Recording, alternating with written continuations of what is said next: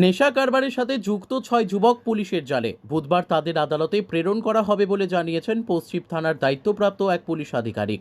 জনৈক পুলিশ আধিকারিক জানিয়েছেন, মঙ্গলবার রাতে গোপন খবরের ভিত্তিতে খবর আসে আগরতলা কৃষ্ণনগর ছাত্র সংঘ ক্লাবের কাছে কিছু যুবক নেশা সামগ্রী কেনাবেচা করছে, পাশাপাশি 5টি ড্রাগসের পাউচ বিক্রি করছে বলে জানা যায়। সেই খবরের ভিত্তি অনুযায়ী আগরতলা পশ্চিম থানার পুলিশ ওই এলাকায় অভিযান চালিয়েছে।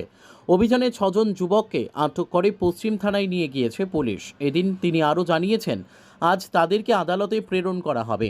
ধৃতরা হল গৌরব চক্রবর্তী, সুমন দেবনাথ, সায়ন দেব, রাকেশ দেবনাথ, প্রকাশ কর এবং অসিত সাহা।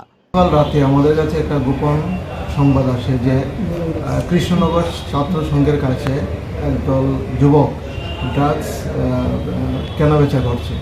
এই খবরের ভিত্তিতে আমরা কৃষ্ণনগর ছাত্র সংঘের কাছে গিয়ে রেড করি। রেড করার পর আমরা 6 জনকে আটক করতে সক্ষম হয়েছি এবং তাদের কাছ থেকে 1 পাউচ আমরা হিরোইন বাজেয়াপ্ত করেছি। জিজ্ঞাসাবাদে আমরা